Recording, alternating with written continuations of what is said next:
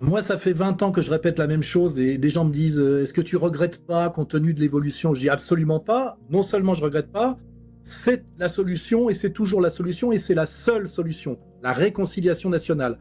Et moi, c'est pour ça que je parlais de gauche du travail et de droite des valeurs.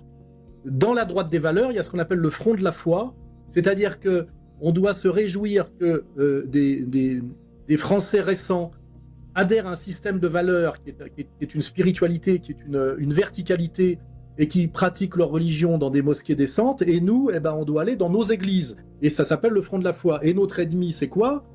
C'est soit le chaos de l'interdit d'interdire qui est sorti un peu comme un monstre de l'utopie 68 ardes, ça on l'a bien identifié, hein, c'est très important.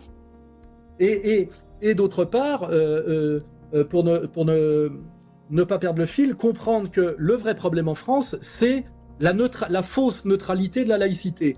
La laïcité en France nous dit que toutes les religions se valent et on met en équivalence la religion historique de la France et du peuple français qui s'appelle le catholicisme et des religions récentes et des religions invitées qui sont et l'islam et le judaïsme. Hein. Je rappelle que le vrai problème, c'est comment se fait-il que des gens qui pratiquent une religion qui sont 1% de la population aient une telle puissance de domination symbolique sur la France, et pour ça, il n'y a pas besoin de palabrer, ça s'appelle notamment le dîner du CRIF, ou un dîner communautaire qui est religieux, puisqu'il est communautaire et que cette communauté se définit par l'adhésion à une religion, qui peut être aussi un habitus, mais c'est quand même une religion, et ce dîner communautaire de 1% de la population française, qui ce jour-là dicte sa loi au président de la République, se présente officiellement comme un banquet républicain.